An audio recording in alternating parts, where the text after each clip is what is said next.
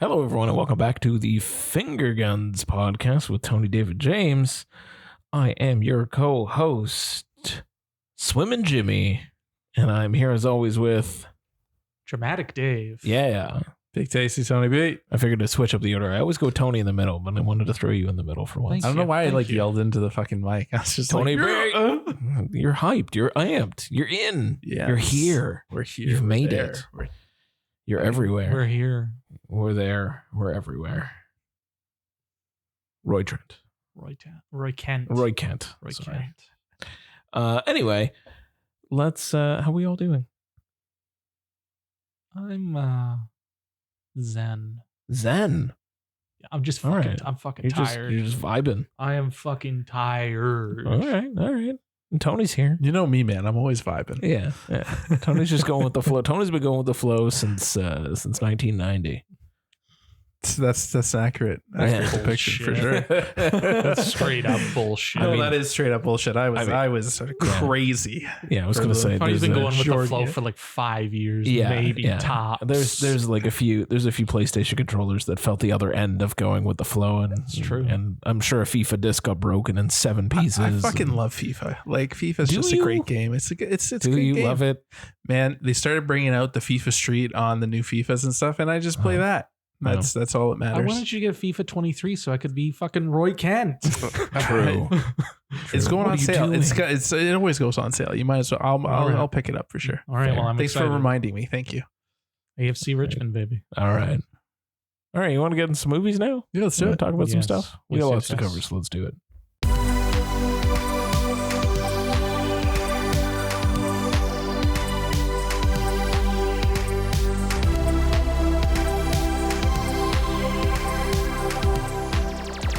Kicking off with some best my worst. Yes.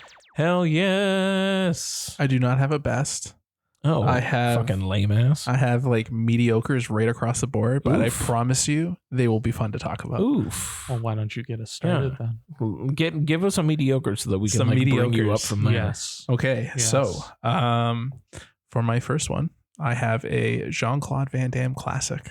Ooh. It Is it Bloodsport? It is not Bloodsport. I don't want to hear about It it. is from We don't care. 1990. I bet you guys have never heard of this, David. I hope you did. It is the 1990 classic Death Warrant. I saw Ooh. it was on your list. They all have the same. They all sound the fuck above the law, sudden death, hard to kill, death warrant, blood Death sport, warrant. You want to hear? first blood. They all sound the same. It's all the same, and this one Yeah. is pretty much all the same.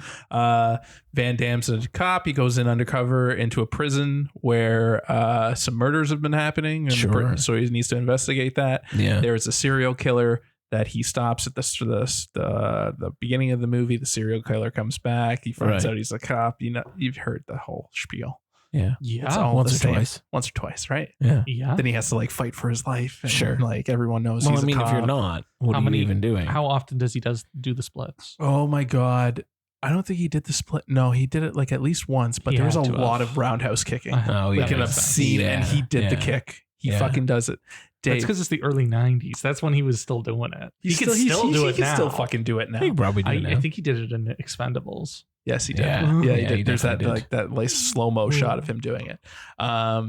Do you remember? We watched a lot of DVDs when we were kids. Do you remember recall. the MGM like little promo video when they like any MGM MGM DVD? makes great movies. Yes. Yes. Do you remember the shot of Van Damme topless going like this Vaguely. Yes. on a catwalk? Sure. That is from Death Warrant. Oh. Well, they had to Cool. include some of their garbage B-list It's movies. true. It's true. I thought you'd appreciate that. That's a nice little callback to our childhood. We saw that promo many a time. Yeah. This That movie, wasn't on DVDs though. That was on VHSs. oh fuck! You just dated us a little bit. Yes, sir. Yeah. Good for you. Yes, sir. Death Warrant. You've seen one. You've seen them all. All right. Action's fantastic though, All right. and Van Damme fucks up a lot of bitches. Makes Well, sense. I mean, this is what we expect. This is what we've Exactly. come to expect. But I just will like preface this: any movie that you saw with him in the '90s, Yeah. same damn thing. Oh, well, fair. That's Except fair. Sudden Death. That movie's like, we hold that at the pedestal. Yeah, we do have that on the pedestal. Yeah. Yeah. David. Me. Dave. Well, I guess we'll call back again to the last episode we recorded where I was talking about Alex Garland. I watched Ex Machina and I watched Annihilation, And they're both bangers. yeah, Straight course. fire. Yeah. I liked Annihilation a lot better this time than I remember that's the good. first time, because I Yeah. remember the first time I was just like, the fuck? This time I was like, the fuck? Yeah. But I enjoyed how it came together, and Natalie Portman's amazing. But Sure. Ex Machina I haven't seen in forever, and holy shit, guys, that movie is low budge, and it's Yeah. beautifully shot, and Yeah. it's beautifully edited. It just like, obviously the location they shot at is not low budge, but That's like the only thing they spend money on. yeah, That but was like where the the budget went. the use Yeah. of color, the use of music, just Yeah. everything about that movie, and just like the tension building, and the moment you meet, even though you know where it's going, the moment you meet Ava, you're just Yeah. like, oh Yeah. all right, and she's so good in this movie. That So good. Vikander. at least Vikander, is It's like she won the Oscar that year for Danish Girl, but Yes. like she should have won it for Ex Machina, because she's, No, she's so so good in fucking it. good in this movie. And just like when Oscar Isaac just starts dancing, the it's dancing, still amazing. man, it slaps. It's, still so amazing. good. He just comes out of nowhere too. Yeah. He's just like, I'm gonna dance. Yeah. He Yeah. starts dancing. Like there's no segue into it. It's just, and it's time to dance. Yeah. Like the fuck? He's really good in that movie. He's very he's good in great. it. Domhnall Gleeson. Yeah, Domhnall Gleeson. Domhnall. Gleeson is very good in it. And I remember watching it the first time and not knowing where it was going and feeling like I was in his headspace. Because there's that bit where he like cuts his arm open type Yeah. thing. And like you're in that headspace if you Yeah. haven't seen the movie before, and you're like, oh yeah, this is Yeah. fucking crazy. Yeah. I don't know what's going on. Yeah. I don't know who's real and who's not. Yeah. And yeah, even this time, just like where I was still waiting for certain things, certain dominoes to get hit, I was still kind of like, holy shit, I forgot that this movie was so fucking intense. There's 4 characters in the movie, and it's Yeah. crazy. It's wild. It was like a COVID movie before COVID. Yeah. In And terms just- of like small scale. It's like the slow burn, right? So it's It's- like just burn, goes, and then It's not even too much of a slow burn so much as it is like they're lighting the dynamite right at the beginning, and then it's just the dynamite slowly it's got the longest goes. fuse. It's got a long fuse, and then like it explodes at the end, and you're like, holy Jesus. And then you're like picking up on the little things as it's going along. You're like, oh yeah. Oh yeah. Yeah. Oh yeah. And then Yeah. it's obscenely violent. I love Yeah. obscene violence. Yes, we do. We do love our We obscene do. violence. guess I We gotta see do. this again. You should definitely watch Yeah. Ex Machina. Yeah, if you haven't watched it in a while, it's worth it. It's worth I've it. seen worth it it. like I think one I or saw two it. times at least. Yeah, I think I saw it It's- only a couple years ago, which is why Yeah. it's still fresh in my head. Yeah, like I hadn't watched it in a while, and I've only ever watched it on like VOD or on my Yeah. Blu-ray, and just I wish I saw it in theaters. Me too. I And did just, see like- it in theaters. You did? Yeah, Nice. me and Melissa went to go see it the one year. Nice. It was in Hamilton. Yeah. Oh, wow. We had to go to. I think that was back when like Stony Creek was getting all like the low budget stuff, yeah. the low budget stuff, and like Ancaster was getting premium because I remember we had to go somewhere else that wasn't Ancaster. Mm. That makes sense. Yeah. That makes sense. Nice. But yeah, it's very good. And to answer your question from last week, Yeah, Ex Machina remains the I king. fucking told you. It's pinnacle. Obviously, Peak Garland. Peak Garland. That's fair. he peaked it right at the. I don't think he peaked there, but it's like Uh, it's kind of like he's he set that bar high. He set the bar high. Yeah, like he hit the bullseye immediately. Yeah. And then kind of like veered a little, and then veered way the fuck off, and then came a little and then came back. Yeah. Yeah. Like he tried something with whatever the fuck men is. Yeah. Yeah, I and it didn't work. admire the It's a swing, swing. but it's Admire it's the a swing. I didn't swing tell and a him I miss. admired that swing. And when I was mentioning movies of his, I certainly didn't mention men. Yeah. Yeah. Do you think afterwards he was a little sad? He was like, "Oh man, no one asked me about men." It's because no one cares, Alex. No one cares. I assume you're on first name basis. I with him. must don't be. I must be. James. know. Sure, yeah. I rewatched Coco for the first time since it came out. Jesus. Yeah, Did you bring a tissue box? I did. That movie's rough. It can, yeah. The ending, especially, I was chorizo. I was with chorizo. I was chamaco. I was welled with tears the entire ending, and it's just like in ways that movie's unrelatable to me as a non-Mexican person who doesn't celebrate Day of the Dead or anything.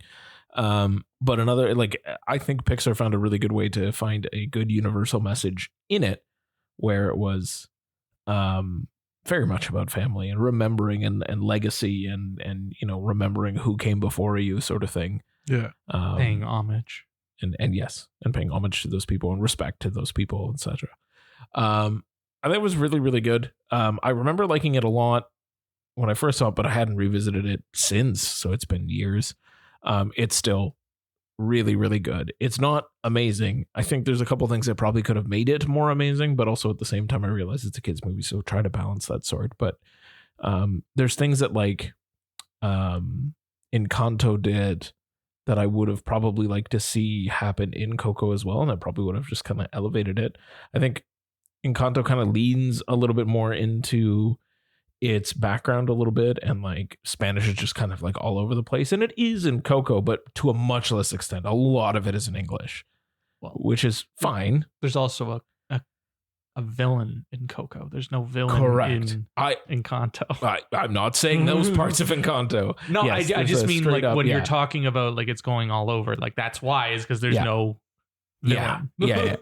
There's no through line to that. Coco has a very clear through line, and it works very, very well. And the songs are great, and the voice acting is incredible. I still don't think it deserved the best song that year. It's not even that Remember Me song. It's a different song that won the Oscar. And I was like, I don't remember this at all. And then I rewatched it a few years ago, and I was like, I still don't remember this song. No, I don't know why it won that. Because like Remember Me, like that makes sense. Me, or Poco Loco, which is also a lot of fun. Yes, like you remember those two songs, but you don't remember that third one. Whatever this one, yeah.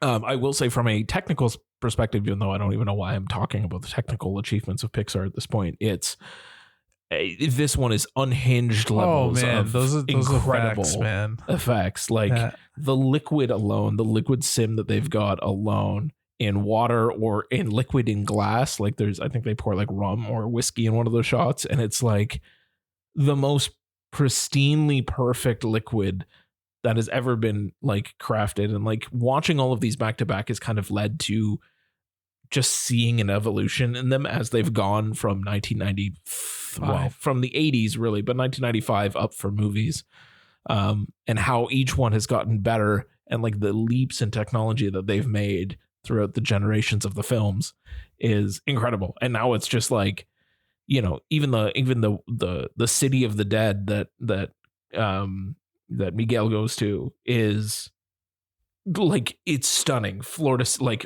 it's some of the most incredible graphics works, and it really just like brings I just remember the entire story together. The fluorescents are very intense. Yeah, super, super, super intense. But anyway, I like it a lot. It was good. Tony. Middle of the road mediocre. I will say that this movie is the funnest out of my three. Ooh, funnest isn't the word. I'm also bringing back your guys' favorite side segment, things Tony remembers being good. Yes. What is it this time? What did you think was good? It was the 2001 classic with Jet Li as the Jet one. Li, the one. Oh yes. This stars two Jet Lis. It does. You know what's better than one Jet Li? Two Jet Lis. Jason Statham's in it too. And the other supporting character in this, Delroy Lindo. I love Delroy Lindo. So, quick overview of the one if you haven't remembered. Basically, there's multiple universes, blah blah blah. Yeah. Not really important. Blah blah blah. Whatever. I feel like this is integral to the story. There is one person. His name is Lawless. Yes. He wants to be the only one in the universe. Naturally. So he just keeps killing himself. Goes to violates all these travel laws and all that stuff. Yeah. Reality laws.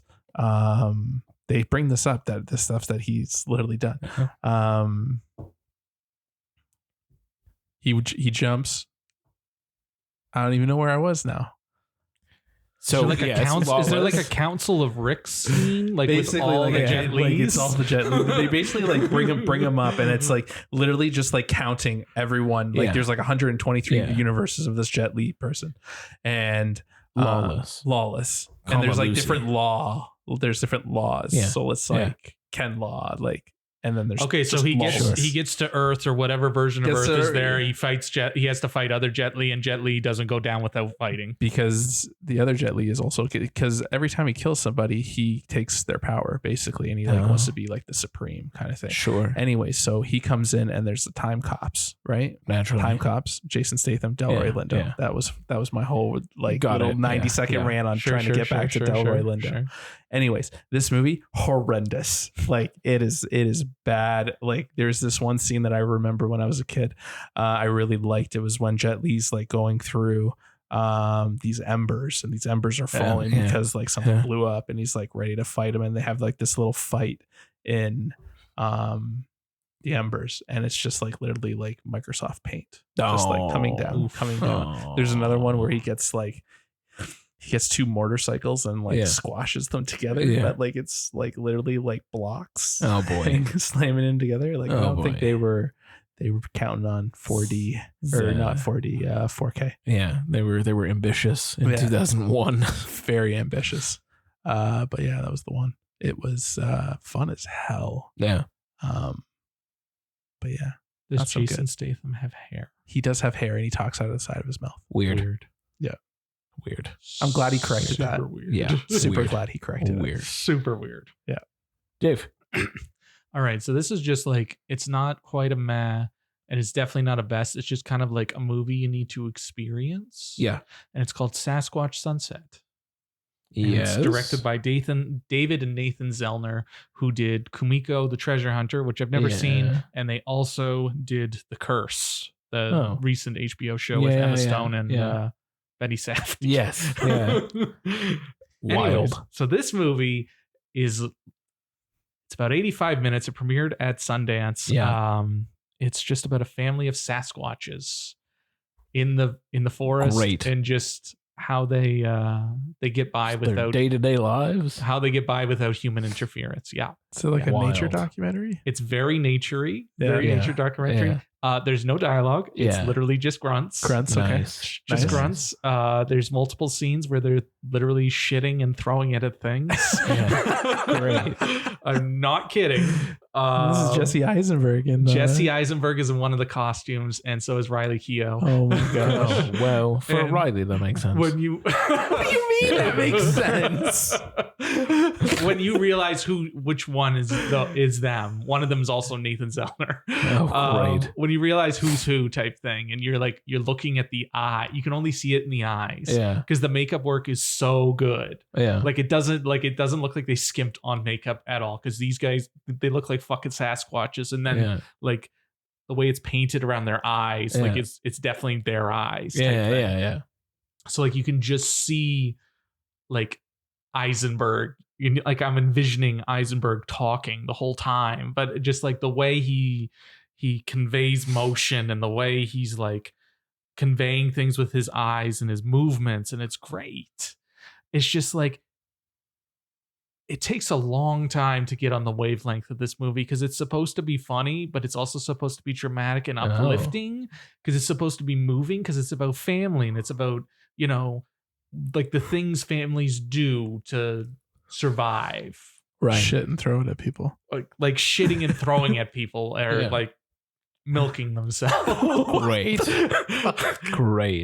Like there's a lot of bodily fluids in this movie. Oh God. A lot. And like apparently people walked out and I'm just like, what if it's the scene I think it is? I'm like, that's not even the worst thing that happens in this movie. Oh my God. But it's a lot to get behind. So it's a movie I admire more than I like.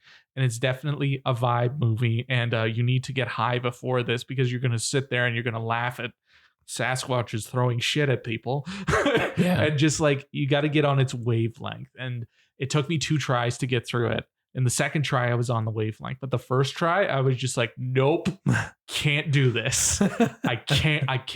I'm not prepared today to watch Sasquatches grunt at each other for 85 minutes. Yeah. At least it was 85 minutes. And the score is beautiful too. Like, it's just like, it's really like it, technically speaking, it's amazing. And just like what they're able to accomplish with movements and sounds, amazing. It's just like you said, it's a nature documentary for all intents and purposes. And you just have to get on its level. Yeah. So it's in limited release right now. And it's definitely like, you might not love it or like it, but like it's still something to experience. Fair. Makes sense. Jimmy. Cool. Shall we talk about the First Omen? Sure. Yeah, I was assuming one of you guys would talk about the First Omen. I think it's time. I was waiting for you. It's sitting in the mess section for me, so I think I can talk about this. I will give a quick shout out to you, T Money, that after you talked about Snatch on the last episode, I also rewatched Snatch, and I love it so much still. So good. You know that Susan line? I used that in open conversation today. So good. You can call me Susan. I've been saying, oh fuck, my girlfriend asked me something the other day and I was just like 2 minutes Turkish and she's like, the fuck. I was like, don't worry about it, I just need 2 minutes. Oh my god. Anything to declare? Yeah, don't go to England. Yeah. That's it. Man, it's just a great fucking movie, man. Yeah, it was a lot of fun. I also remembered when you were saying, because Melissa didn't know, and you were just like, just follow the diamond. And at one point during Snatch, I'm just like, none of this matters. Follow the diamond. It's fine. None of this matters. So true. Yeah. And Amazing. Boris getting hit by the car in the middle of the road. That kills me. So fucking good. Kills me. Everything with Tyrone. Tyrone is my favorite person. It's too tight. You could park a jumbo fucking jet in there. Again, when Melissa's going to park at Costco, she's like, I don't want to park there. You can land a jumbo fucking jet in there. It's too tight. That movie is so quotable, and it still holds up to this day, man. Yeah, it's so good. Anyway, I actually wanted to talk about the First Omen. I did just want to mention that briefly. Perfect. It's so Thank good. you. We just have a side segment where we just quote talk about Snatch for a bit. Yeah. The First Omen. The First Omen. It was a movie. It was the first movie that the three of us have seen together in a long while. A long time. But it was a fun time. I think for me, it ended up, I'm still on the fence about what rating I want to give it, but I think it sits squarely in the meh category for me. I also followed this up shortly after by watching Immaculate. And I can totally understand the idea that like Immaculate is a lot more fun to watch. Yeah. The First Omen, to me, the First Omen, I feel like it gets bogged down in the fact that it has to tie into The Omen. Also, calling your movie The First Omen when The Omen exists is the worst fucking title choice you could possibly make. It makes talking about this movie such a pain in the ass. The First Omen 2024, The Omen 1976. So anyway, it's very thematically similar to Immaculate in the sense that it's, about a nun in a convent who's giving birth to some sort of demon. That I think is the through line of both movies, and I think it's the through line of the First Omen. But I do find that the First Omen has a lot that it has to do, especially towards the end, to like link it to the source material that it's expanding the lore on. Mm-hmm. Which I think it did a good job of, and I am curious to see whatever sequel they have planned with three. I definitely want to see the little side quest. Yeah, whatever the side quest is going to be with these three women living in Siberia. I'm not sure. With the shotgun, probably in like northern Italy somewhere. Yeah, I went with Siberia. I don't know. The Avengers ending? Yeah. We didn't know it needed? Yeah. Shout out to Big Screen Leaks for that one on Letterboxd. Yeah. The absolute Avengers ending of the First Omen movie. I thought, technically speaking, it was gorgeous. And for a first-time director, or first-time feature director, I thought it was very, very well done. I do too. And I think the lead girl, or lead woman, as it were. Yes. Nell Tiger Free. Yeah. stunning. She was great. She's so good in the movie. It's not even that it gets bogged down. For me, it was just kind of like, well, we watched it too late for sure. Yeah. But it's another vibe movie, and it's that one's a slow burn. Yeah, because you're waiting for inevitability in that one. Because even if you don't know, like, I think it's like, also it's a little bit too obvious of a movie too from the beginning, right? Because you know where it has to go. So yeah, it's not like it's interesting enough and it's done well, and it's definitely, I love the aesthetic of the whole movie. And that one scene that I don't want to spoil for anybody, but once it happened, there were two older people in the audience, and they got up and they fucking left. Right. Yeah. And no notes on that. Thoughts and prayers to them, because right after that happened, I was like, I can't believe that just fucking happened. They walked out. I was like, I can't believe they just fucking walked out. Fucking happened. Just up and gone. Yeah, I forgot about them. I gave them a shout out in my letterbox. They literally, like, that ruined their Friday night. Yeah, no, really I didn't. Did. I would like to think they salvaged date night for sure. I hope so. Yeah. Anyway, enjoyable. It was good. I liked it. I wanted it. I wanted more from it. I wanted it to be more fun, and that's where I think like Immaculate for me was more fun. It just needed to be a little faster, just a pinch. The thing with Immaculate like moves very quick. Yeah, right. You don't really have time to like breathe.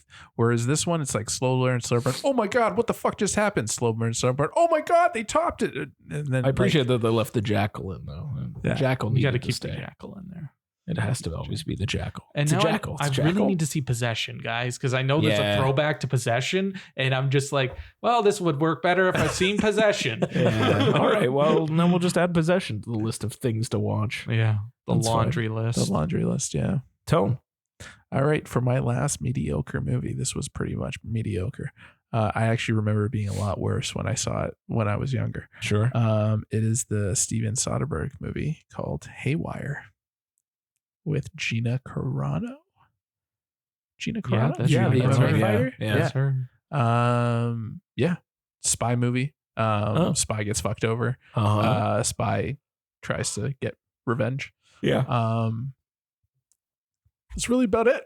Aren't there some decent fight scenes? Oh my god, I've never seen it. The fight scenes are actually the only thing to talk about this movie. The story is so convoluted, and there's so much like, just like this guy's fucking this guy's like screwing this person, but it's actually in favor of this person. It gets bogged. It's a spy. It's a spy movie. Yeah. Antonio Banderas is in it. Michael Douglas. Sure. Channing Tatum. Michael Fassbender, Ian McGregor. Ian McGregor is the fucking baddie. Well, Ewan's always he's the main villain. Oh, great! I love that for him. It's a choice. It's really good as Black Mask in that one. Is it Black Mask?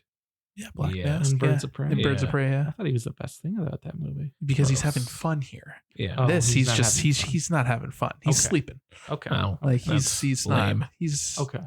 Gina Carano's doing her best. Sure. I just want to make sure I'm saying her name properly. Just do we even? Is Gina the one that we don't care about anymore? Yes. Yeah. Okay. Oh. Okay. Then yeah. Who cares? Who cares? There's a fight scene with Michael Fassbender. Yeah. That's the most memorable. Wow. For sure. I definitely thought he was going to say Michael Douglas. Michael Douglas. This is Gina Carano. Other than that, it's like the quickest 90 minutes ever.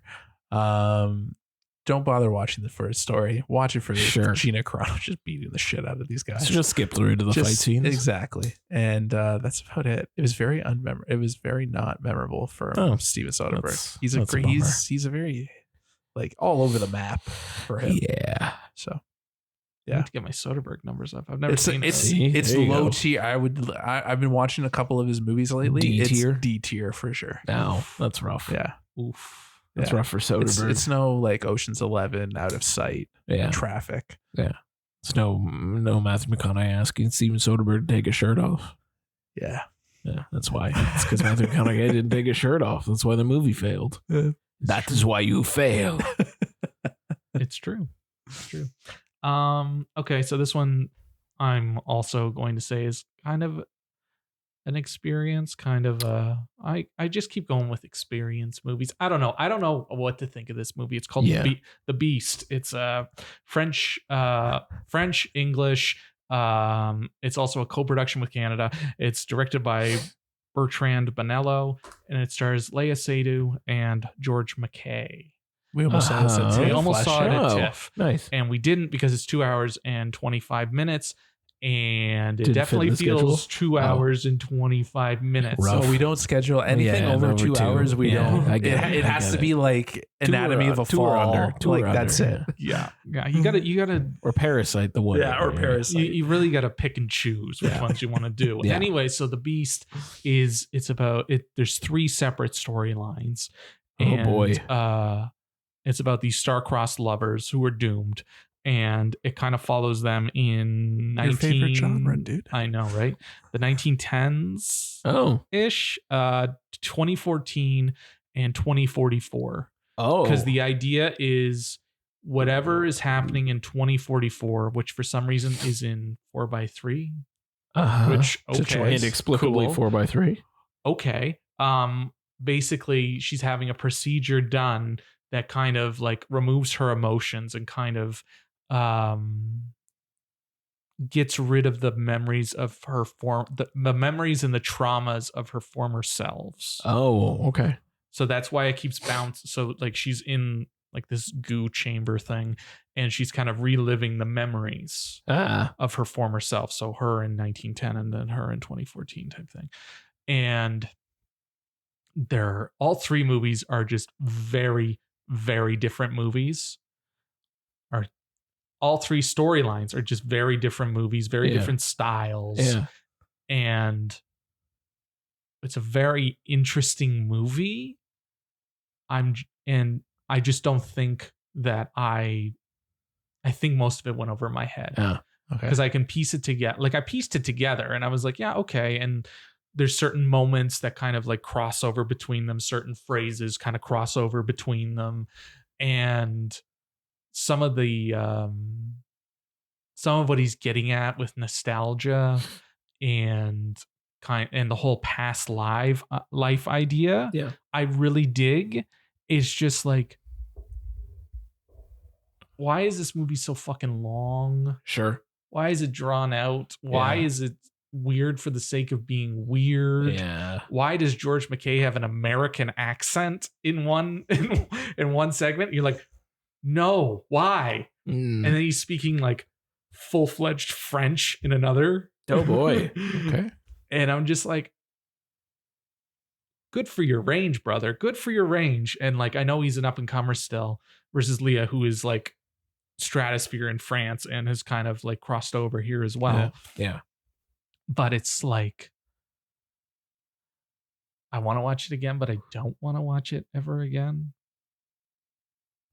Cool. And just, I want somebody that I know off of Twitter to watch it. Right. So I can get their take on it. Because me talking to people on Twitter, I'm not going to get the take I'm looking for. Yeah. I'm just going to get the take of, you didn't get it, Dave. So you need one of us to watch it. It's all of these things, Dave, and you're an idiot for not understanding it. Right. So I need somebody who's dumb like me to watch it. Yeah, okay. I think we're up to that challenge. I am not dumb. No, you're dumb not like him. You're not film Twitter, Tony. True.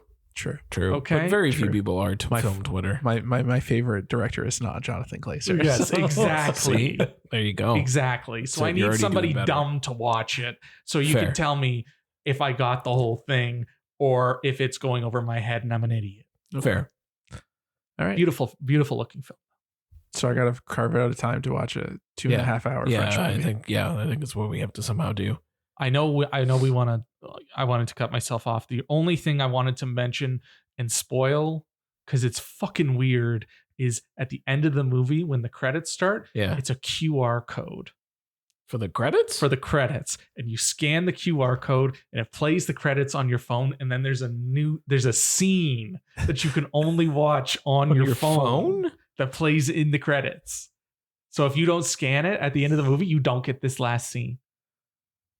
Is that innovative?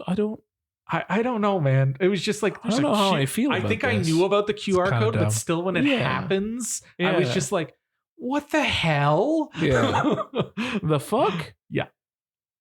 How am I supposed to, if this becomes a trend, how am I supposed to immediately log what I see on Letterboxd if I got to scan for the credits? It's true. It's taking up my precious Letterboxd time. It's true. Maybe what they need to do, they need to talk to Letterboxd. Letterboxd is popular enough. They integrate it. So like there's like picture in picture. There's like a 30-second interval where it comes up and it says Letterboxd, put your Letterboxd rating in now type thing, because the movie's going to keep 4, going. 3, 2, 1 QR code. Yeah. I like that. I like that better. Give me the time, Otherwise, don't just give me a QR code. What the fuck am I supposed to do with a QR code? It's like the one movie that you saw where it's like go to the website. But right? Oh my God, The Devil Inside. That movie was such a piss off. No. It kind of. Have you ever seen it? No. So it was one of those found footage style movies, and like it comes to a fever pitch. Yeah. Right at the end of the movie. Yeah. And it's just like shit is gone wrong. Yeah. It stops dead. Yeah. Cuts to black, and then it says, for more information on this case, go to this website. Get the fuck out of here. And then the credits play. And I have never, ever heard an audience turn on a movie all at the exact same moment. Yeah. Like this was a screening, and it was a big audience, and the entire audience just turned. Yeah. Like usually you get a movie where it's like, okay, some people are vibing, some people are not. Like like it all happens at different times. So I think the entire shift. And because we watched it at a screening, the website wasn't up yet. Great. I love that story so much. That's real smart of them. Yeah. I'm sure they learned a valuable lesson. I think it made bank at the box office, but it should. I'm pretty sure everyone mentioned, if you've seen that movie, you know exactly what I'm talking about. Yeah. That's lame. Yeah, it's lame. My worst? Yes, sir. I want to talk about the travesty that exists that is called The Good Dinosaur. Man. Why does this movie exist? That's fair. I don't. I thought it was cutesy. No. Okay.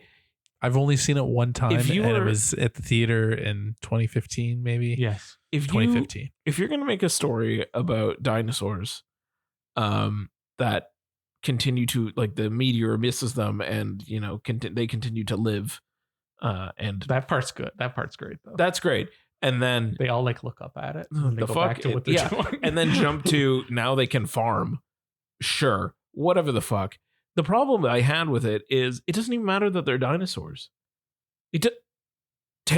Remove dinosaurs, put in any other animal. It works. It's fine. The dinosaur bit has no bearing on that story whatsoever, other than the fact that they get to do like weird shit and make you wonder, how the fuck does a dinosaur use farming implements? Why are chickens still in existence when they are of the same species? Do they eat the same species? Chicken is dinosaur. Dinosaur is chicken. What are we fucking doing here? Why are the humans in grunt form only?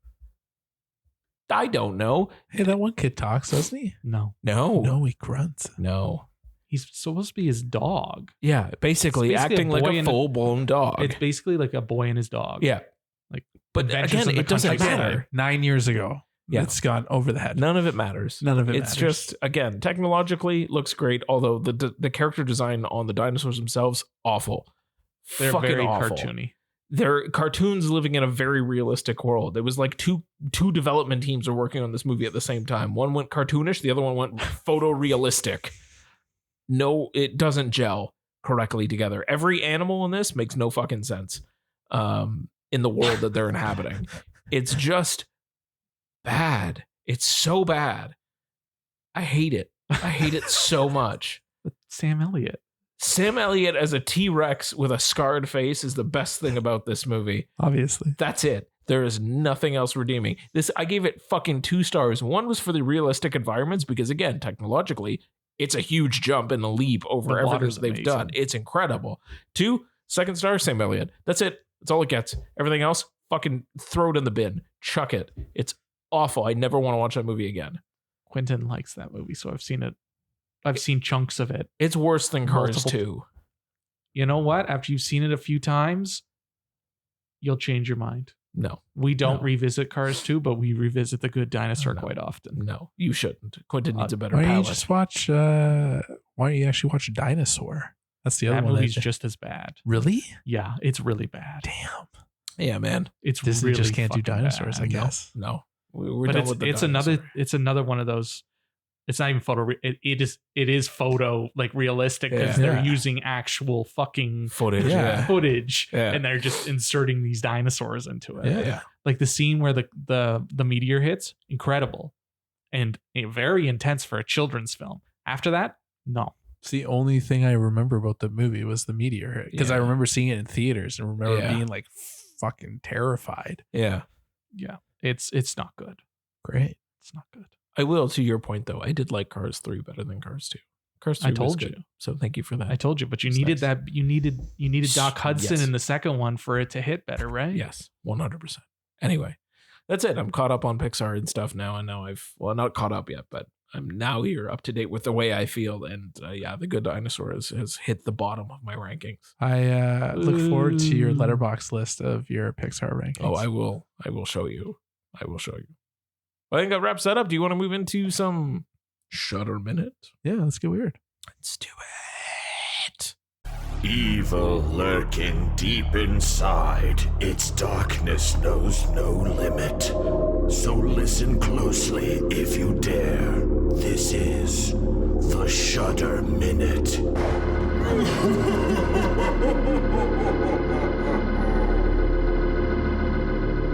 So what do you got for us on the Shudder Minute? Well, I have a friend here who's gonna you do both saw it? The Shudder Minute with me. It. Yay! This week on the Shudder Minute, we have a little film called Late Night with the Devil. Yeah, okay. I wanted to see this movie. I gave up on that dream in order to watch some documentaries. We'll talk about later, I've been trying to watch this movie for well over a year. Legit a year. You've had such a time with this movie. Seriously. Like nobody wanted to let me watch this movie. No, I understand why they didn't let me watch it. But now after seeing it, I understand why it was kept up lock and key for sure. Yeah. James, this movie's fucking insane. Yeah. It is a slow descent into hell. It's like a talk show host, right? Yeah. Yeah. So the idea is it's found footage. Sure. But apparently there was I'm calling shenanigans on some of that backstage shit. The devil was brought like into our homes on this night, on Halloween night 1977 type thing, on this late night show. Okay. So they haven't shown this episode since that aired. Right. This is the first time anyone's getting to see it again. Right. We're presenting it unedited. There's going to be some behind the scenes footage as well that was captured during the shoot. Type thing. Here's everything you need to know about the host. Yeah. And play. Interesting. And then it plays out. So it's like the first 10-ish minutes is on the host. Yeah. And kind of setting the stage. Yeah. And then the rest of the movie is the broadcast. Right. Which is shot in 4:3 and grungy, kind of looks terrible. Sure. Like it has the 70s. It has the 70s aesthetic. Has Does it really well. the waveforms on the thing, like the static lines and kind of thing, and it's like kind of like buffering. Yeah. Like that kind of it's a VHS. Like a VHS kind of thing. And then and then in the commercial breaks is the behind the scenes stuff, which is shot in black and white. I believe it's also in 4:3. No, it was in wide, wasn't it? I think it was I don't remember it going wide. I don't remember it being. We'll say 4:3. Yeah. Either way, it's shot more digitally, right? And it's shot in black and white type thing, and you're just following what's happening behind the scenes. Right. Got it. But is that like that? That's the thing I wanted to say with that. That behind the scenes looked too staged. Yes, that was one of my issues. Was I like the gimmick? Yeah. And I really like the way that it's set up with the broadcast and how it plays out. Yeah. But when they cut to the behind the scenes stuff, it doesn't make sense because like who's shooting that? Yeah. And like, you know, like the camera doesn't make sense. You know me, the camera, if you're doing found footage, the fucking camera has to make sense. I'm talking about you, Skimming Rink. Yes. Don't remind me. Like they have the gimmick and then they kind of like go back on the gimmick. Exactly. Like it worked like as a film still. Yeah. If you're watching it as a film type thing, like it still works. Yeah. Obviously. Yeah. It's just if it's supposed to be this, why isn't it this? Yeah. Okay. Right? That's fair. And I like this premise though. Like, the premise is great. He's really good. David Dastmalchian. Yes. Like he is literally like when people say like career defining performance, like this, like hopefully I was talking to somebody about it today and like hopefully he gets more lead roles. Oh yeah. Especially lead roles like this. I've been a fan of his since forever. Well, he's always a supporting player. He's always a supporting player. He's the de facto lead here. Yeah. And so that's great. I'm glad. Commands the screen. Amazing. Yeah. He's very good. Everyone in the movie is actually very good. Yeah. There's the one guy, I don't know who his name is, but he's a real piece of shit the whole movie. Yeah. And just like, I was like, yeah, I get it. Yeah. I get it. Yeah. Near the end when it gets crazy, it also kind of betrays the found footage aesthetic. But it stays with like the 70s style of shooting. And I don't want to spoil it, James, and I don't know if you've seen the trailer or not because a part of the trailer spoils it, but it's really well done. Yeah. And to Tony's point of how it's like a slow burn. Yeah. Where like, something's going to go wrong. And the whole time they're like suggesting like, hey, you shouldn't do this. You shouldn't do this. And then when it comes time to do it, you're just like, oh no. Oh, that's what's happening. Yeah. Oh, that's where this is going. Oh shit. It's literally like you're literally like going, and then it's just like literally like you're off a cliff. Like you're too far gone. Yeah. Right. Wow. Fuck. Okay. Yeah. And it's just like it's creepy. It's scary as hell. And like it just grabs you and then you're just like, I don't want to keep going, but you keep going. All right. You keep going. Like I should watch this tonight. You should most certainly watch it tonight. I sat up and like I was like basically like glued. Fuck yeah. I watched it 1:30 in the morning, pitch black. Yeah. In my bedroom. Sure. And it was fucking terrifying. All right. But I could not take my eyes off of the screen. Damn. Okay. It is so good, man. Okay. I mean, okay. I like this. I'm in. I'm in. You've sold me. So the guy I was talking about is Ian Bliss. That's the... He played Carmichael Haig. Yeah. Yeah. Sweet. So the only other thing I want to mention about this, because I would be remiss to not mention this, is the AI. Yeah, I was gonna ask about that. The AI. They used generative AI for some interstitial images. Huh. Like the logo... it's called like Night Owl with the guy. Like that logo is AI. Okay. AI generated. And then there's like a skeleton graphic. With the Happy Halloween? Yeah. That is AI. And then there's another thing that's AI that basically anytime you see like a static graphic, it's AI generated. Yeah. So this kind of got controversy when it came out recently theatrically. Was everybody was kind of up in arms about the AI usage, and the directors kind of just were like, hey, we were just playing around type thing. Like everybody got paid. We didn't take a job away from anybody. Like we were just looking to cut a corner type thing. Well, like it's a low budget movie. Did take a job away from someone. So that is what everybody's kind of up in arms with. Yeah. And that's kind of why I loved the movie, but it also has some ick to it. Like not just thematic and content ick. It's just, you're like, where do we draw the line on generative AI? It's a bit of a cop-out to just say, oh, we didn't take a job away from anybody, but you did because you didn't even consider hiring someone for it. You did, technically, because if you wanted that to happen, you would have had to hire someone. Whoever they had on staff, like I think it's very low budget. Yeah, and I think multiple people had multiple hats. Type thing. But yes. And it's not as egregious as the opening credits of Secret Invasion, which looked like complete ass. Yeah. And definitely took a job from somebody. Yeah. But it's kind of like, where do you draw the line on this? And do you see it as kind of, if you didn't know, you might not notice it. But when you do know, you definitely see it. Yeah. Like with blinders on. And I didn't see it. That's why I was asking you what was the AI, because like I didn't notice it. But now that you've said it, looking at it. Yeah. I don't know. So it takes it down a peg. Like I know people were up in arms. They were boycotting it, and they were boycotting it to the point where they're like, excessive. I'm going to boycott it, but I'm going to pirate it. It's like, you're not boycotting it then, guys. You're still going to watch it. You're still going to log it on Letterboxd. Like, you can't, if you're going to boycott it, you got to boycott it. Our boy Matt Layden is apparently boycotting this movie. Interesting. But so if you want to boycott it, commit to it. Commit to the full boycott. I've been waiting for like over a year to see this movie. You weren't boycotting it. I wasn't boycotting it. But yes, I do feel there is an ick feeling to it. Yeah. Yeah, it's a little bit. I don't know where that line is. I don't know if there is a line. I don't know.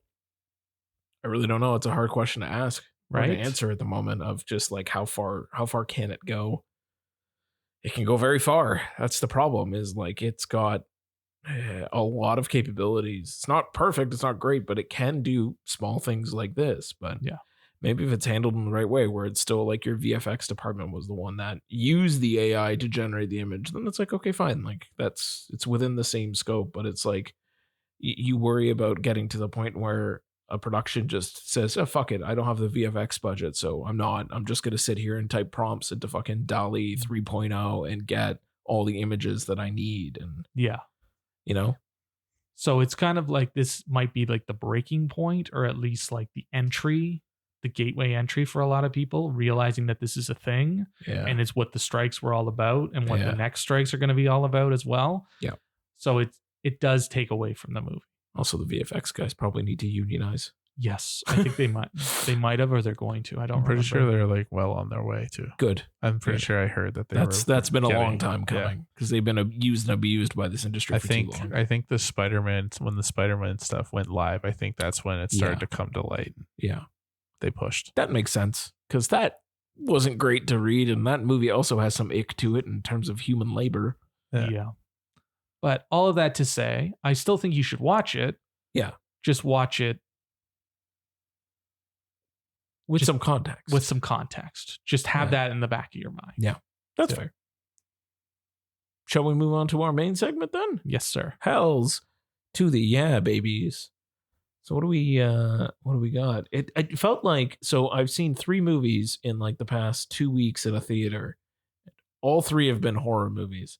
I don't know what the fuck has been up with April, but it's a good month for horror.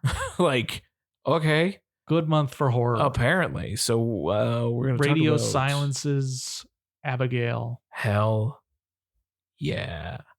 A fucking, you know what? Yes, metal. It's fucking metal. Yeah. It's metal. It's fucking metal. Like I can't. Okay, so a small synopsis. A team of professional criminals, let's call them, was hired to kidnap a girl, effectively to a young ballerina who's from a wealthy family. Not much is said beyond that, other than, they're going to hold her for ransom, essentially, and like get a whole bunch of money, and everybody gets to restart their lives or do whatever they want with this amount of cash that's coming in. But they have to stay with her for 24 hours. They have to keep her for 24 hours. But I mean, the way that it's pitched, it's not even that you have to keep her for 24 hours. It's just that we expect the ransom note to come. So you keep her here. So once the ransom note, then we'll get the money, and then yada, yada. So it's very much portrayed as like, this is just a regular standard run of the mill, $50 million ransom. Stay an episode with her of 24 fucking Criminal Minds or some shit, and stay with her for 24 hours, and I'll see you tomorrow night. Yeah. And then it stops becoming that and starts becoming very cabin in the woods, and in a fucking hurry. Yeah. shit hits the fucking fan. Yes. Almost immediately. Yeah. Shit goes south very quickly. Yeah. I had a lot of fun watching this. It just like it was well paced. I found like it was just like we got it right from the beginning. All right, people are starting to get picked off one by one. What the fuck is going on? Although I do think the marketing does it slightly a disservice because you kind of know if you've seen a trailer for this movie, you kind of already can piece together what the fuck is happening. Kind of. Like there's less of a surprise. Like the movie tries to do this whole thing where it's like, oh, you don't know who's actually picking these guys off. And it's like, yeah, but I watched one trailer. So yeah, I do. And I don't the movie's know how, called Abigail. I don't know how you sell the movie without letting you know. Yeah. Yeah. It's the little girl, guys. She's a vampire and shit is going wrong. Although all the bits where they, she likes to play with her food. There you go. All the bits where they like figure out that she's a vampire and they're like trying to come up with like all the like all the things that apply to vampires and what you need to have. And like one chick gets fucking onions instead of garlic. It's excellent. It's so like the humor kind of works in it too. It's kind of tongue in cheek for most of it. Dan Stevens is a lot of fun. Dan Stevens is on another level in this movie. He's having a ball. Just having a blast. Yeah. Whoever talked him into becoming a character actor instead of like a pretty boy heartthrob. Yeah. God bless you. Yeah.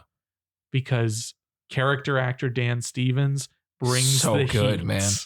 He's so good. He's great in this movie. Yeah. Great. He understood the assignment. Yeah. Melissa Barrera, also incredible. I liked her a lot more in this than I did in Scream. I agree.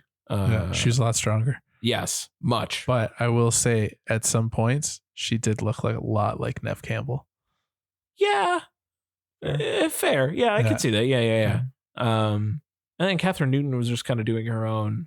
I love Catherine Newton. She was just doing her own like thing, her own though. thing. Just fucking, you could take a shot every time she bites her fucking lip. Yeah. I unabashedly love her. I think she's great. Sure. In everything. She was the best. She was one of the best things about Lisa Frankenstein. Yeah. Well, yeah, but there's not much to love about Lisa Frankenstein, Dave. She's Happy Death Day too, right? Or is that somebody else? No, that was not Happy Death. She's in Freaky. She's Freaky. That's it. She's in Freaky. I get them mixed up all the time. And she's in Ant-Man Quantumania. Yep. I think she's carving herself out as a great character actress. Yeah. To your point, nice yes. Scream Queen too. To your point, yes, she's a little silly. I don't know what Scream Queen. Her Scream was kind of weak sauce. IMO. There's better. But I think she did a very good, like when she got turned and controlled. I liked her. It was spoiler. Great. I liked her a lot better than Kevin Durant. Yeah, Kevin Durant was just himself, with a Quebecois accent. Yeah, Quebecois accent. He's the same character. Yeah, like if you watch The Strain, same fucking character, man. He's the dumb muscle guy who just like beats the living shit out of people. Talks a little bit like and you know what he was channeling. I was going to say Andre 3000. He was channeling his Andre the Giant. That's fair. In the way of his like his cadence and like talking with a mouth full of marbles, like fucking Andre the Giant. Yeah. Like, I think it does a good job of having these really fun character moments. And fun. They all work well off each other. Yeah, they're all great together. Yes. Yeah, and they work as a unit. Tight knit group. So you don't have to like pull your focus from everybody. Yeah. They all get like the moment where they do something goofy type thing because they're all idiots. Yeah, even the late Angus Cloud was quite good. Like I think he played his role very, very well, even though his on-screen time was very short-lived. It was, I think he played the exact character part, but again, it got the laughs that I think it wanted to, and like it added the balance to this core group of hardened criminal professionals. Yeah, in quotes. You were saying it's perfectly paced. I think the beginning, it takes a little while to like get you to like the shit going wrong. Yeah, I guess. I think it needed to pick up the pace a little, and I like the way they kind of like introduce the characters and kind of give you their backstories, their trading card stats without it in a game format. It's fun without it feeling like the movie's stopping dead to tell you. Yeah, I think they found a really good organic way of delivering the character backstories that you needed. I just think it needed to move a little quicker, but I think it's also to your point of it's because we already know from the marketing. Yeah. But I still don't know how you sell that movie without telling. No, I'm not saying that there was showing that. I'm not. The only other thing you could have done is kind of like a viral marketing campaign where like you don't show it and you amp the mystery up, but that's hard to sell too because like then it's like this random low budget fucking horror movie in the middle of April that like you need to like put that much of a spin on. I don't think it would get that many people to go out and see the movie. Yeah. So and to that point, the effects are very, very good, and they love their exploding bodies. We said metal at the beginning. I would also like to tag wet onto this movie, and I Dave and super friend of the podcast, Matt Layden, we saw it together, and I said to them afterwards, I think I've discovered that a new genre of mine that I really like are wet movies. To which then Matt said that I need to go watch Society, and I'm good for right now. I'm good. But anyway, don't advise it. I enjoy a wet. I kind of want to see him see it. I enjoy a wet movie. Like it brought back a lot of like Evil Dead Rise in terms of like that amount of like blood everywhere. Ready or Not. I was about to say another very, very good example of a wet movie. Right. Even, you know what, I mentioned a Cabin in the Woods when the fucking like it's just blood chaos everywhere. I love that. It's so good, but like the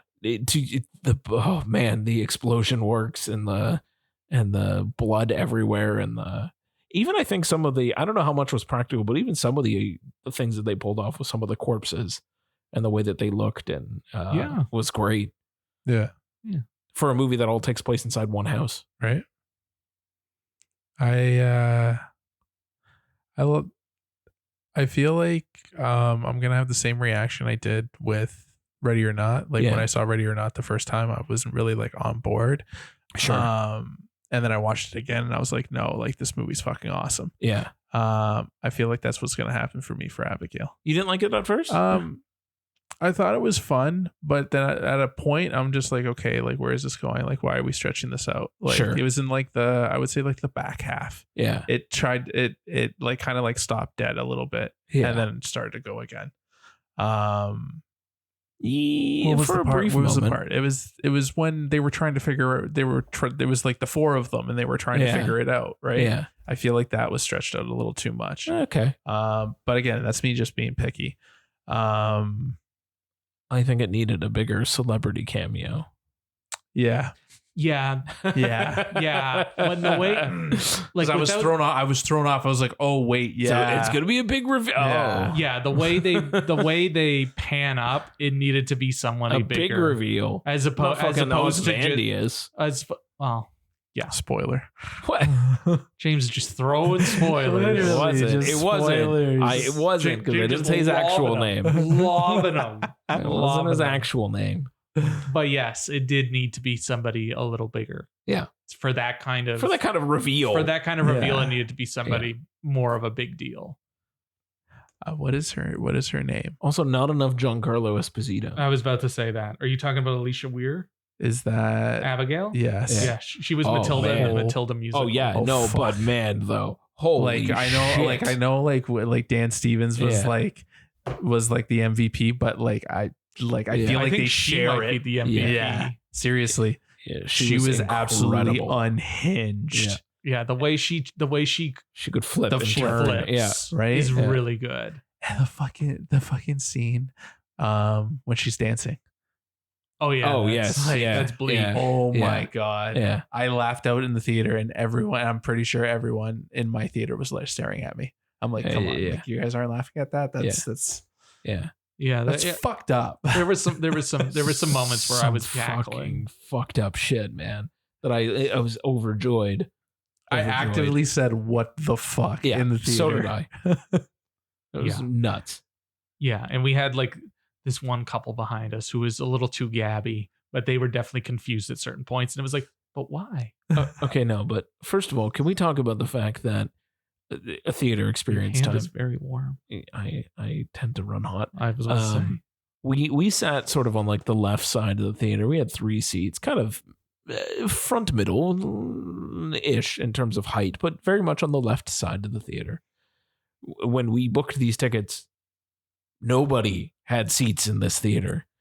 Can you explain to me how we sit down, whatever, the movie's starting to start, and like everybody else that decided to see this movie on that day just coalesced around us?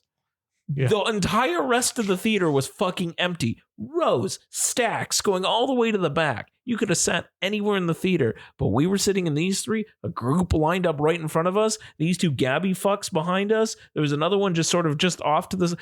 I'm sorry, are we a magnet? Why are you here? It's a pretty big fucking theater. It was a huge theater. One of the big theaters, yeah. It was like we were sitting at row H. The rows went all the way up to fucking Z. Yeah. Bruh, go. Yeah. That's amazing.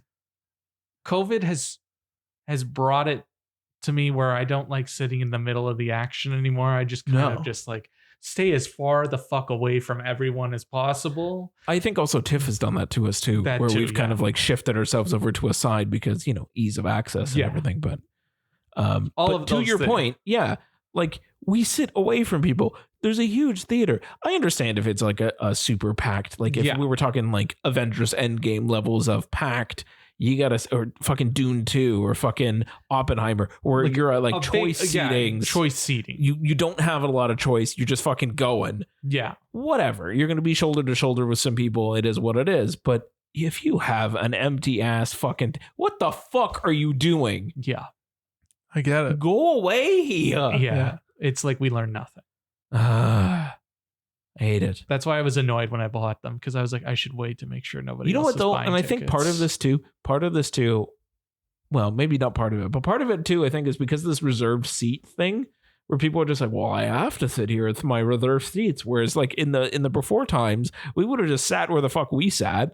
And people would have been like, oh, there's people there. Well, no, just go sit. Oh, we'll go sit over here. Now it's like, oh, we booked these seats. These are our seats. I'm like, bitch, there's like 78 fucking free spots to your left. I'm getting in the bad habit of getting my tickets literally as I get into the parking lot. I've done that more than once now. Because I do it just the evening of like an hour before at most now. Because like I'm literally like just like picking like I gotta have at least like 5 to 6 spots just away from everyone. There's got to be that gap. If there's no gap, I'll freak the fuck out. Yeah. No, I've been enjoying, like when I saw what the fuck did I see last part? Oh, Monkey Man. I was just kind of like sat over on the side. There was people, but they were all on the other side of the theater. Yeah, that was me too. And like I constantly try to use that trick of like, if you're entering on one side, if you pick the opposite side of the theater, less people go over there. They all coalesce around near where the exit is. Not this time, fuckers. Yeah, I just don't get it. I just don't get it.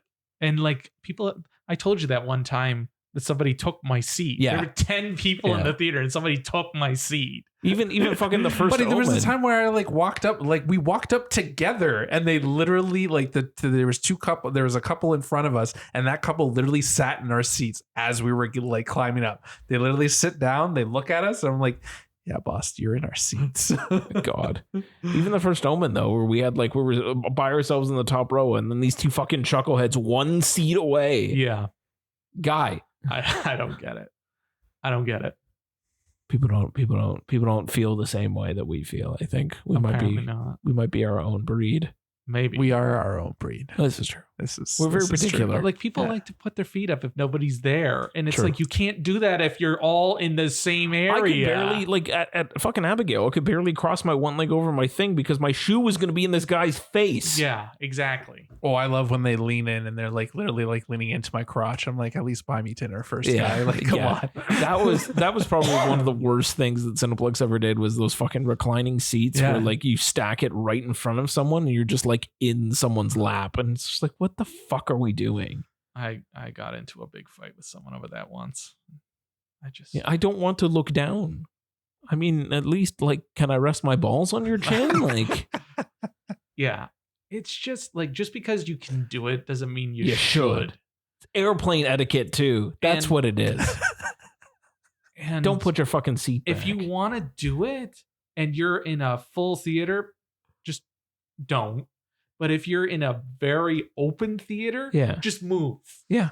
Just move. Yeah. Because like we moved down. Yeah. Did you guys? We did move down. Like our seats were a little further in, but we moved down because they were so fucking close to us. Yeah. Oh my God. Yeah. So we moved down a bit. You guys are those people. Oh, whatever, man. It's more comfortable. I wanted to lean back and not be in someone's nuts. Yeah. And I wanted to put my feet up. Yeah. Yeah. Or cross and uncross my legs. Yeah. And kept getting them caught in James's legs. Well, at least that was cute. Fucking huge legs swinging at me. Well, I just wanted to put my foot in your lap. Apparently, guys are fucked. We have digressed I away from Abigail. I wanted to get back to how did we feel about Abigail? Are we recommending it? I would recommend it. Like, yeah, it's kind of shitty that it's a little vampire that's tearing shit up, but I don't think it matters. I don't think it matters. I don't think it ruins the movie. No. I think it's just a fun time. I think it's a fresh take on vampires for sure. It's a lot of fun. It's just fun, and it's just not serious. Yeah. See it with a friend or two. Yeah. Fun popcorn. It's a fun popcorn movie. Yeah. It's not terrifying. It's not harmless. No, harmless it's pretty fucking harmful, Tony. It's harmful. It's gonna scar people, Tony. Nah, it's harmless fun. It wasn't. What's a little harmless? It's a little blood being thrown around. It was definitely more on the keywords. Little blood. Yeah, it was definitely more on the fun, hyper violent horror side than on the jump scary, filled with dread, terrifying side.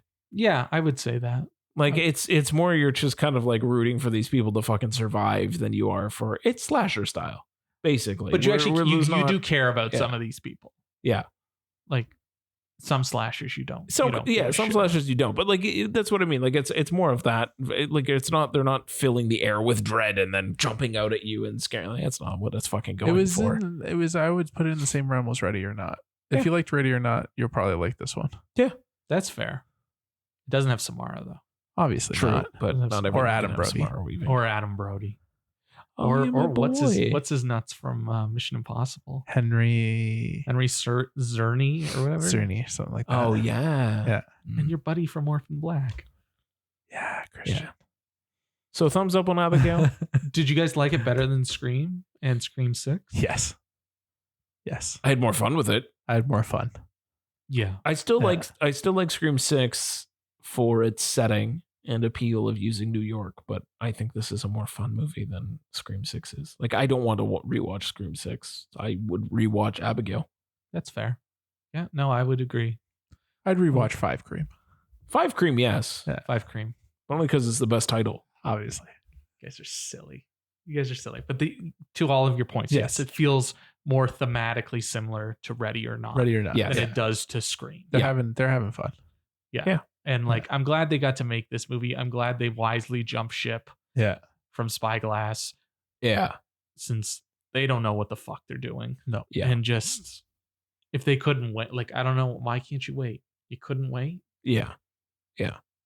I bet they're glad they're waiting now with so many fucking horror movies coming out. But yeah. Like, again, it's a weirdly stacked April for horror for some reason.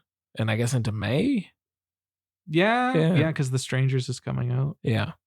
There's too much coming out right now, horror wise, that it's a little bit of a stacked cast. There's just too much coming out, period. Well, yes, that's been the problem. You say that, but there's like big fucking lulls blockbuster wise. Fuck True. blockbusters. True. Fuck them. We don't need them. Well, we need them for theaters to survive, Tom. Okay. Then give me another Top Gun. Yeah. This was the most amount of times I've been to the theater in a month, though, in a long time. So that's been very nice, actually. It's been very good and a lot of fun. That's fair. So, and I would say this one deserves kind of a theater and a crowd and people and friends to see it. You don't necessarily need to, but at least friends. You need to watch it. You can't watch it alone. You gotta watch it with. You gotta have some fun. You gotta have some fun. You gotta have a couple of people around you at least. Yeah, definitely. That's what I would say. Like, if you want to watch it on VOD, watch it on VOD. The sound's great and it's fun seeing on a big screen type thing. But you just, as long as you're with your buddies, or your wife or your girlfriend type thing. Like as long as you're with someone watching it, you're gonna have a blast. Yeah. Agree.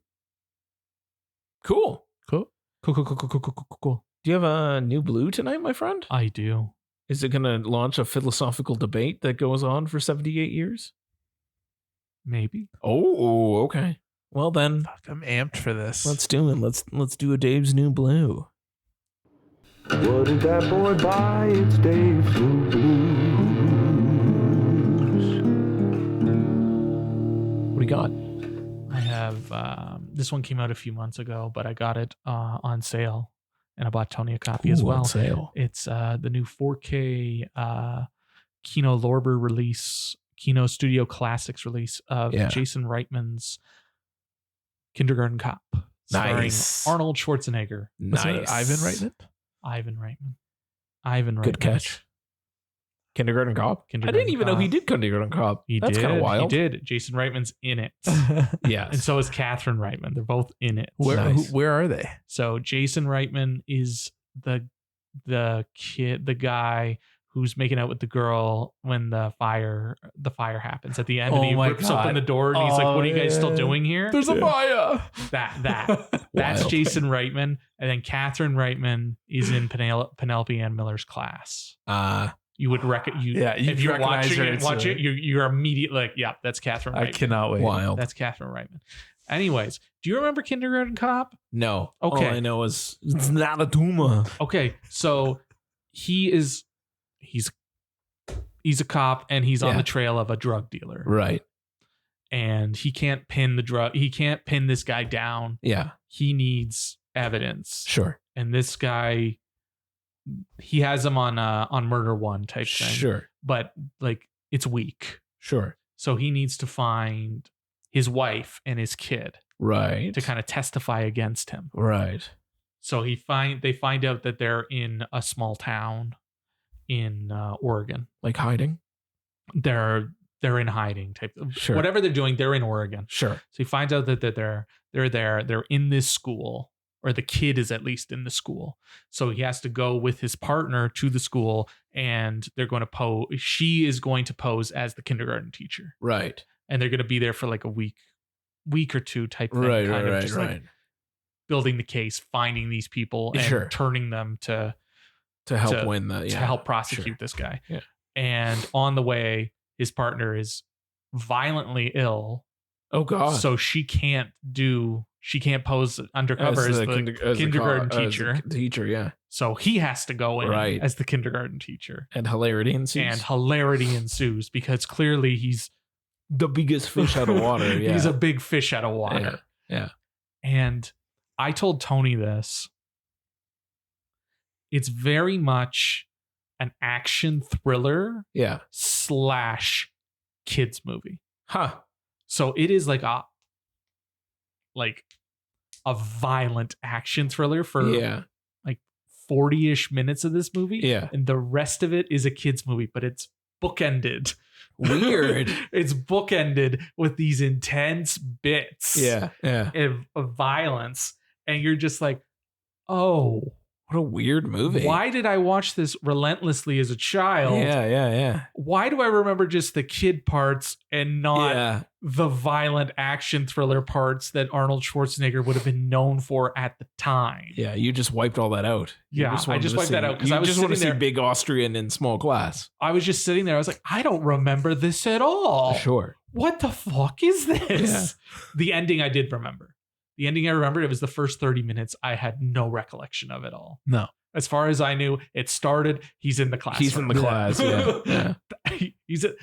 It started, he needs to nail the drug dealer. He's in the classroom. Yeah. I didn't remember anything else. That's funny. And yeah, it's funny. It's sweet. Sure. It's intense. And just like Arnie is great. Oh, yeah. Great. He's so good. He's having a blast. He's having the time of his life. And the commentaries on the 4K and the Blu-ray are more academic. So they're taught. So I wasn't thinking it. I just kind of turned them on after, so I would have something to talk about here. But they're talking about like the evolution of Arnold Schwarzenegger, because this is where he started turning from like the buff action hero who's destroying everybody to kind of like an everyman or like more like appealing to other demographics. Yeah. Moving away from what he was known for. Moving away from what he was known. Like he was still with his bread and butter, but he was also starting to branch off. So I didn't realize that at the time when I was watching it. But then after I'm listening to it, I was like, oh yeah, that makes sense. So it's interesting. And then thinking about it and rewatching it, you're like, oh, okay. Yeah, he's still experimenting here, but he's so fucking good and he has so much charisma that you barely know. Like, it doesn't even feel like it. Yeah. I didn't even remember. I wouldn't have been able to tell you that he was just experimenting there. Wild. Yeah, and it looks great. Wild. Looks great on 4K. And yeah, I guess it's a guilty pleasure, but it's just fun. Sure, it's a fun movie. Yeah, and I think that's all you can really say about and it. Yes, it's not a Tuma, and I'm the party pooper. That part was fucking ridiculous. Oh my god, this is a childhood classic of mine. I am so pumped. Just the shit he says, you're like, this is ridiculous. That is wild though, to your point where it's like this is an experiment, and yet that line in that moment lives in infamy. Oh yeah, till the end of time. Like it's not a Tuma. It's just it took on a life of its own. Who is your daddy? And what does he do? Also takes on a life of its own. Yeah, like you remember those quotes, but you might not remember where they came from. Yeah, but like the fact that that came out of Kindergarten Cop, where he was just trying to like start figuring out how to maybe genre blend. But I think some of his most memorable lines come out of when he was doing the most ridiculous things, like "Who said you could touch one of my cookies?" is fucking so good. Like it's such a ridiculous line, but it's delivered in such a great way. He's just a very good actor. He's a very good actor. For a weird bodybuilder from Austria, he's a very good actor. He just has that presence about him and the charisma where he can, and the Riz. Well, the Riz. He get away with saying he's got the this ridiculous shit. Yeah. But yeah, I enjoyed it. Tony's gonna enjoy the hell out of it. Hell yeah. I can't fucking I'm very excited for you. I'm watching it tomorrow for sure. Fuck yeah. Yeah, you will definitely be very pleased. R.I.P. Ivan Reitman. Yes. But yeah. Do you want to wrap a few things up then? Yeah, sure. Some of the old housekeeping. We're going to be covering Hot Dogs. Yes, thank you, Hot Dogs. Which starts this Thursday. Thank you, Hot Dogs. And runs until the following Sunday. James is so excited that he's slamming his slapped my mic. So we got a whole bunch to watch. We have a number of movies to watch and a number of movies spoiled. We have been spoiled this year. Yeah. God number bless of movies you, I still want to can I find time to watch? Can I also just share the fact that I'm not going to get into weird specifics, but just share the fact that like we've had a couple of people just reach out to us and say, "Hey, can you review this movie?" That's been just kind of a nice. I don't know. I just feel like very like, look at us grow. Yeah, but it's like it's happened. Yeah, I appreciate the email. Very nice. Like the non like boilerplate email, or when we got emailed today, like all three of us at the same time, because that doesn't usually happen. Yeah, where it's specific down to the three of us and sent to us specific names. Yeah, and saying, "Hey, do you want to take a look at something?" It's very cool and a little bit special. I feel very privileged. Definitely, that's a good word for it. I'm really excited for Grand Theft Hamlet. I'm chomping at the bit. I wanted to see it at South by, and I did not get to see it at South by, but I wanted to see it. I do want to see it crazy. Here. It's what is it? It's entirely in Grand Theft Auto 5. Yes. And they're trying to put on a production of Hamlet. Yeah. Which within Grand Theft Auto Online. Not 5. Oh, sorry, online. Grand Theft Auto Online. Yeah. So that sounds wild. I really want to see American Cats, the good, the bad, and the cuddly, just because cats. Yes. Cats. And I want to see Seeking Mavis Beacon. Yeah. Just because. Which one's that? Fucking Mavis Beacon. Do you remember who Mavis Beacon is? She teaches you typing. Yeah. It was like a program too. Like you'd install it. Like my parents had it when we first got our Mac to learn how to type. Okay. Remember when that was a thing? Yeah. You had to learn how to type on a keyboard instead of a typewriter. Yeah. But yeah. So Seeking Mavis Beacon, I guess about the titular Mavis Beacon. Yeah. That's awesome. Yeah. I really want to see that. And the Beethoven's 9 Ode to Humanity, where they're talking about the impact of Night Symphony. I really want to check that out. Yes. Nice. What about you two, Chuckles? Another one for me is both the Sextortion Diary, My Sextortion Diary. I want to check that out because I have an idea of what that's going to be. And I find it fascinating. But it's a kind of a fascinating subject of just like, you hear about people who have been sextorted online where like there's someone's threatening to leak your nudes, in order to get a ransom out of you. But like, you don't really know much other than like you read a story on like in the news or something. It's kind of, you feel separated from it. Whereas I think this is going to kind of put you in it. Yeah. Which I think would be a very cool thing not cool, but a fascinating thing to kind of watch unfold. And also the Michel Gondry. Oh yeah. I was going to say that was on my list too. Yeah. I'm very excited for Michel Gondry. His career. Yeah. Tony. Other ones that you guys didn't mention, I really want to see Lamaze 55, Unauthorized Investigation. Yeah. That one looks pretty awesome. Yeah. And I also want to see Black Box Diaries. That's the Japanese court case one that looks crazy. Yeah. Yes. Those two, yeah. I mean, like everything that we've had so far has been yes, please, yes.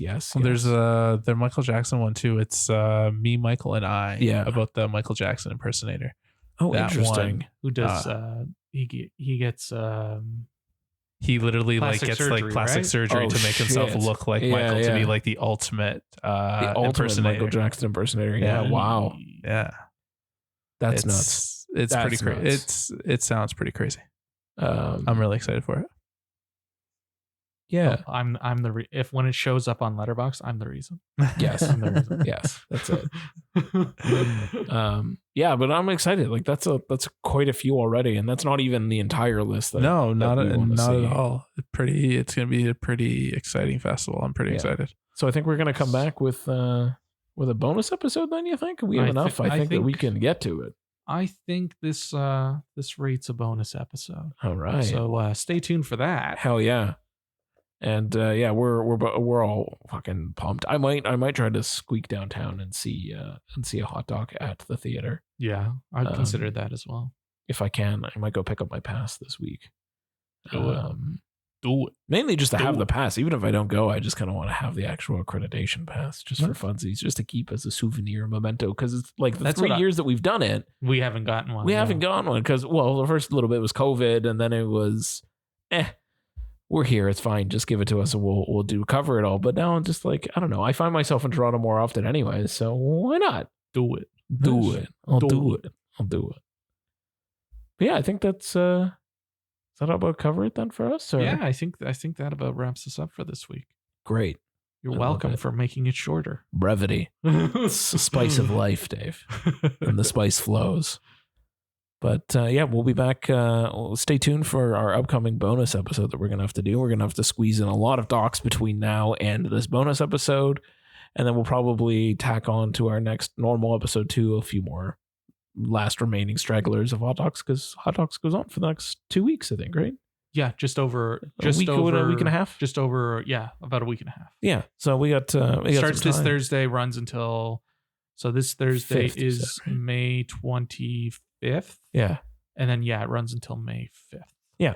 So good 10 days, and we'll have a lot to talk about, and plus our main feature and our usual scheduled programming. Yes, sir. We'll see you then, but we appreciate each and every one of you.